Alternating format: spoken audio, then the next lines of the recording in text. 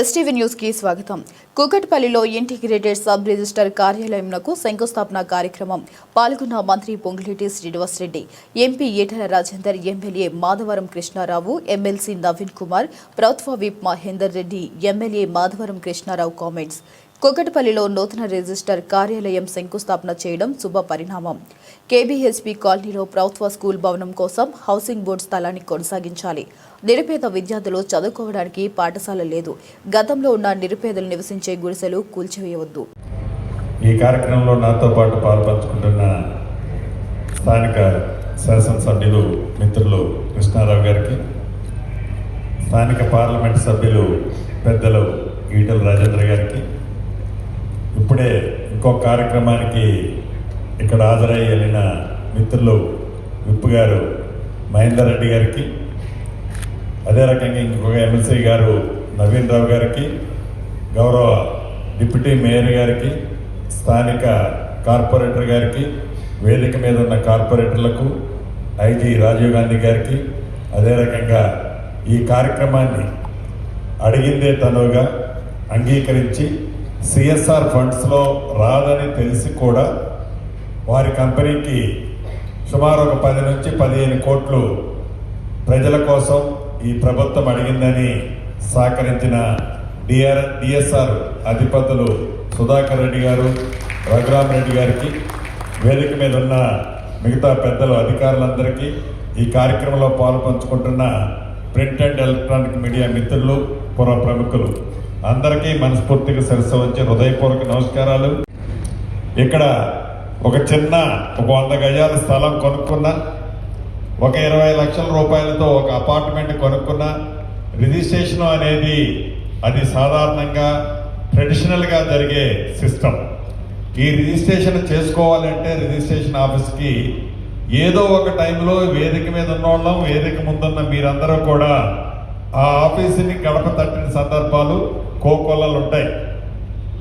వెళ్ళినప్పుడు ఆ registrar office ఇందాక మిత్రులు చెప్పినట్లు నాతో సహా అనుభవంతో గంటల కొద్దిగా బయట కూర్చోవటం, రోడ్ల మీద చెట్ల కింద నిలబడటం, అదే రకంగా సంటి పిల్లల తల్లులతోనూ ఇతరత్ర వస్తున్న వాళ్ళ బాధ ప్రత్యక్షంగా అందరం చూశాం.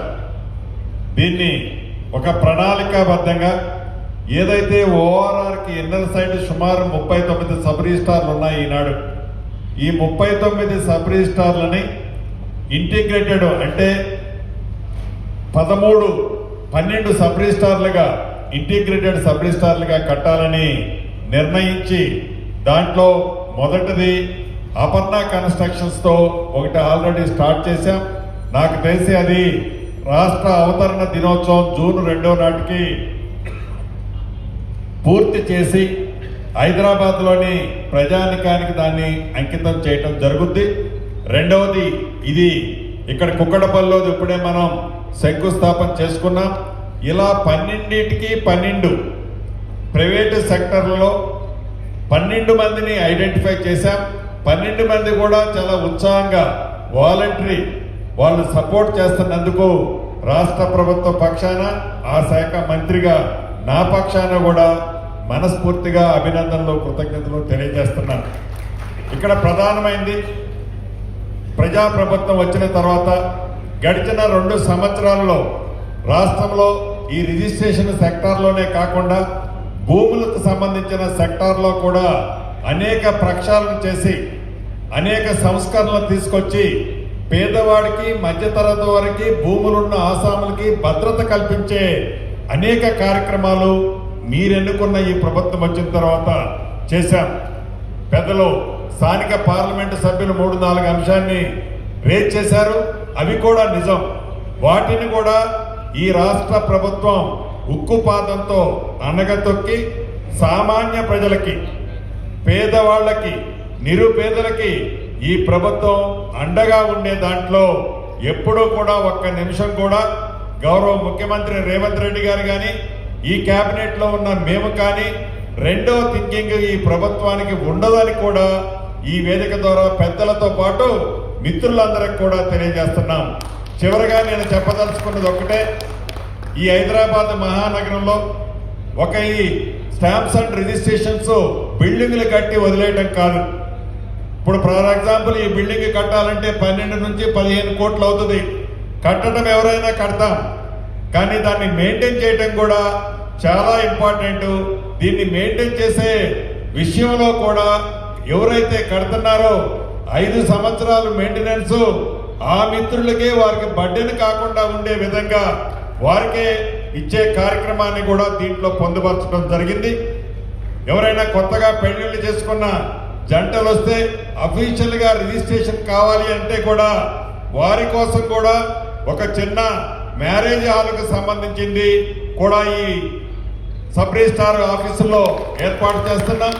దీంతో పాటు సంటి పిల్లల తల్లులు వచ్చినా, ఎవరైనా పెద్ద పెద్ద పొలిటీషియన్స్ వచ్చినా, చిన్న చిన్న పేదవాళ్ళు వచ్చినా వారందరికీ కూడా సకల వసతులతో ప్రైవేట్ సెక్టార్లో ఎలానైతే అద్భుతంగా ఉంటుందో దాన్ని మరిపించే విధంగా, నిజంగా నేను ఇప్పుడు సబ్ రిజిస్ట్రార్ ఆఫీసులోనే ఉన్నానా అని ఆ సబ్ రిజిస్ట్రార్ ఆఫీస్కి రిజిస్ట్రేషన్ వచ్చేవాళ్ళు ఆలోచించేంత మంచిగా ఈ ఆఫీసులో మంచి ఆలోచనతో కట్టించాలన్నదే ఈ ప్రభుత్వం యొక్క ఆలోచన. భూములు ప్రభుత్వం ఇస్తుంది. ఉదాహరణకి కుక్కడపల్లికి సంబంధించిన భూమి హౌసింగ్ డిపార్ట్మెంట్ది. ఆ శాఖ కూడా నా దగ్గరే ఉంది కాబట్టి 2 ఎకరాలు ఈ స్టాంప్స్ అండ్ రిజిస్ట్రేషన్కి ఎకరం వచ్చేసి 100 నుంచి 120 కోట్లు ఉంటుంది. అయినా కూడా ఇందాక పెద్దలు స్థానిక పార్లమెంట్ సభ్యులు డబ్బే ఈ ప్రభుత్వానికి ముఖ్యం కాదు.